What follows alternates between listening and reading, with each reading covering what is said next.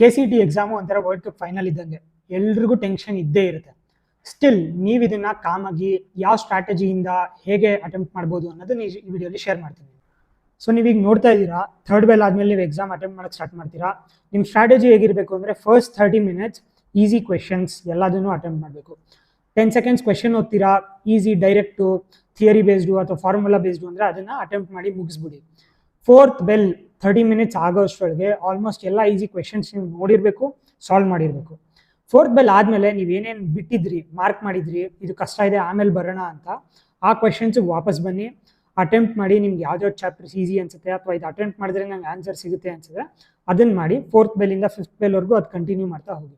So final 6th bell last 5 minutes ಅಂದಾಗ ಎಲ್ಲ stop ಮಾಡಿ. ಮೇಯ್ನ್ ಇಂಪಾರ್ಟೆಂಟ್ ಅಂದರೆ ನೀವೇನು OMR ಶೀಟಲ್ಲಿ ಏನು ಮಾರ್ಕ್ ಮಾಡಿದ್ದೀರಾ ಆ್ಯಂಡ್ ಕ್ವೆಶನ್ ಬುಕ್ಲೆಟಲ್ಲಿ ಏನು ಮಾರ್ಕ್ ಮಾಡಿದ್ದೀರಾ ಕರೆಕ್ಟಾಗಿ ಮ್ಯಾಚ್ ಆಗ್ತಾ ಇದೆಯಾ ನೋಡಿ.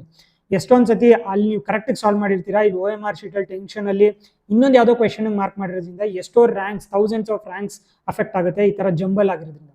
Verification is very very important in last 5 minutes. ಆಮೇಲೆ ಯಾವ ಕ್ವೆಶನ್ನು ಬಿಡಬೇಡಿ, ಎಲ್ಲದನ್ನು ಮಾರ್ಕ್ ಮಾಡಿ. So because there is no negative marking. ಓಕೆನಾ?